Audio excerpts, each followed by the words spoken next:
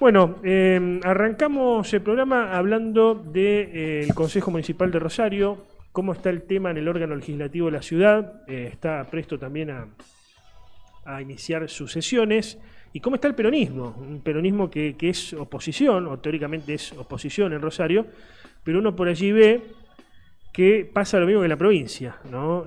Puyaro gobierna como quiere, en Santa Fe, a nivel provincial, el ejecutivo provincial, a él me refiero. Acá en Rosario, bueno, Hapkin gobierna como quiere, aumenta el boleto cuando quiere, hace todo cuando quiere. Y bueno, tiene una gran espada, un gran apoyo en el Consejo, que es la presidenta, María Eugenia Schmuck. Así que veremos en qué rol está el peronismo por estos días. Vamos a hablar al respecto con Mariano Romero, que es concejal del justicialismo del bloque peronista. ¿Cómo estás, Mariano? Buenas tardes. Antonio, Gracias por atendernos. Bueno, van a iniciar las sesiones en el Consejo. sí, la semana que viene vamos a tener la primera sesión extraordinaria del año y después en marzo se van a habilitar las sesiones extraordinarias. Uh-huh. Eh, ¿Cómo está el peronismo en esta situación, en este contexto?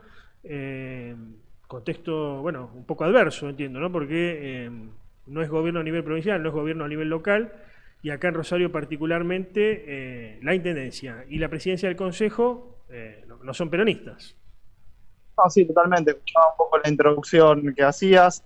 La realidad es que nosotros, si bien cambió la composición del Consejo, seguimos siendo una minoría. A partir del 10 de diciembre, lo que tenemos es un escenario donde el oficialismo no tiene mayoría automática, sino que la tiene que buscar en un esquema de tercios, ¿no? Hasta el 10 de diciembre, donde, por ejemplo, sacó nuevamente la prórroga de la facultad de aumentar el boleto de colectivo hasta el 90% de costo del estudio de costos sin pasar por el Consejo, lo cual implicó que tengamos el boleto más caro de la historia de la ciudad, si la medimos en comparativa con el salario mínimo vital y móvil. Bueno, era una cuestión de un diálogo de sordos, ¿no? Donde nosotros podríamos pararnos arriba de las bancas, que los 15 concejales del oficialismo levantaban la mano y salía cualquier iniciativa del Ejecutivo. Uh-huh. Hoy ese escenario cambió, pero del peronismo seguimos sin tener una mayoría propia, sino que es un esquema de tercios, podría decirse, entre tres fuerzas políticas, que es el peronismo y el campo nacional y popular, podemos decirle, los sectores de La Libertad Avanza y justamente el oficialismo. Veremos cómo se configura este año, pero tenemos la posibilidad, obviamente, de tener otro tipo de juego y otro tipo de alternativa para poder trabar aquellas cosas que perjudican a los rosarinos y para poder impulsar aquellas que lo benefician. ¿Se podría dar una suerte en este sentido de alianza estratégica o de coincidir en algunas cosas con los concejales de La Libertad Avanza, por ejemplo, contra las iniciativas que manda Unidos? Por ahora lo que vemos es que hay más coincidencias que disidencias en ese sentido. Creo que incluso ideológicamente va a haber mucha más coincidencia que disidencia entre Unido y La Libertad Avanza, salvo algunos sectores No, no, que integran te decía, ya a ustedes ser opositores y La Libertad Avanza ser opositores, ¿se puede dar alguna alianza entre ustedes, estratégica, no digo ideológica, entre ustedes y La Libertad Avanza contra Unidos, contra el sector María Eugenia Schmuck o de Hapkin? Y alguna votación seguramente estaremos votando en conjunto en contra de alguna iniciativa del oficialismo.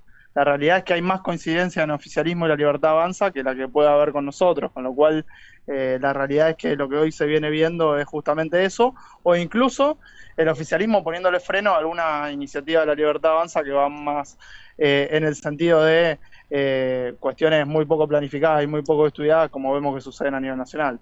Uh-huh. Uh-huh. ¿Cómo está el peronismo rosarino, independientemente de lo del Consejo y el santafesino? ¿Cómo ve la situación? Uno lo ve, como decía en la introducción, a Puyaro arrasar todo. Santa Fe sacó la reforma provisional, sacó la reforma constitucional, ahora va por el cambio del régimen electoral.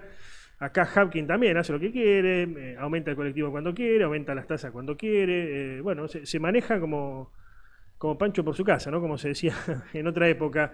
En este sentido, uno ve que la práctica del peronismo no es por allí verdadera oposición o una oposición de fuste, que la gente diga, bueno, puede detener a Hapkin, puede detener a Puyaro, vamos a apostar por el peronismo. Mira, la verdad que en las últimas elecciones locales, la fuerza política que ganó las elecciones fue la que integrábamos nosotros del campo nacional popular, del peronismo, ¿no? Uh-huh. Entonces, Yo veo un escenario que, si bien es un escenario de reconfiguración, un escenario en el cual hay referencias que empiezan a correrse de lado, hasta por cuestiones biológicas, y hay nuevas que empiezan a emergir con una impronta total y completamente distinta, pero obviamente siempre manteniendo determinados ideales, que son los ideales de la justicia social, los ideales principales del peronismo, de una patria justa, libre y soberana, de la lucha para los trabajadores y los más humildes, por y para. Y bueno, la verdad que estamos en ese escenario en el cual empiezan a surgir nuevos liderazgos, más colectivos que individuales, menos personalistas, pero que todavía estamos en un cambio de época. A la par, estos tiempos que muchas veces la reconfiguración de los movimientos políticos y demás suelen ser más transicionales, vemos una sociedad que necesita respuestas ahora. Entonces, me parece que es un muy buen momento para poder acelerar motores, tener planificaciones de ciudad realmente serias, como vos decías, poder tener la fuerza suficiente como para ponerle un freno tanto al gobierno local como al gobierno municipal, provincial y nacional, que la verdad viene haciendo desastres con respecto a la voluntad de las grandes mayorías, y a partir de eso poder realmente transformar la vida a los que más lo necesitan. Dijiste que había, bueno, un cambio en las referencias en el peronismo. ¿Cuál es tu referente candidateable, digamos, pensando ya en las elecciones ejecutivas del 2027, tanto a nivel local como a nivel provincial? ¿Cuál es tu referente? ¿Cuál es el de tu espacio, si es que tienen? Mirá, la verdad que hablar de candidaturas con 2 años en el medio y con un escenario que es realmente muy complejo, donde mañana, por ejemplo, hay un paro que se está haciendo en el marco de la discusión de la reforma laboral, me parece que es relativamente irrespetuoso, sobre todo en la población que la viene pasando mal, ¿no? Ujú. Nosotros hoy lo que tenemos es sí construir una cuestión no tanto asentada en los nombres, sino también en lo programático, en qué es lo que queremos hacer. Los nombres muchas veces dividen, los nombres muchas veces unen en términos electorales, pero después, cuando se llega con la posibilidad de construir transformaciones de la realidad, terminan fracasando. Esto ya nos ha pasado en el pasado, y me parece que hoy tenemos que construir sobre todo programas de gobierno, sobre todo construir respuestas en la calle, en los lugares legislativos de resistencia a los gobiernos que vienen, y sobre todo construir organización desde abajo, que es una cuestión fundamental, sobre todo para resistir y cambiar de la vida de los trabajadores en lo sindical, de los más humildes en los barrios populares con la organización comunitaria, desde las organizaciones libres del pueblo en general. Te agradezco el contacto, Mariano. No, muchas gracias a vos, Antonio. Adiós.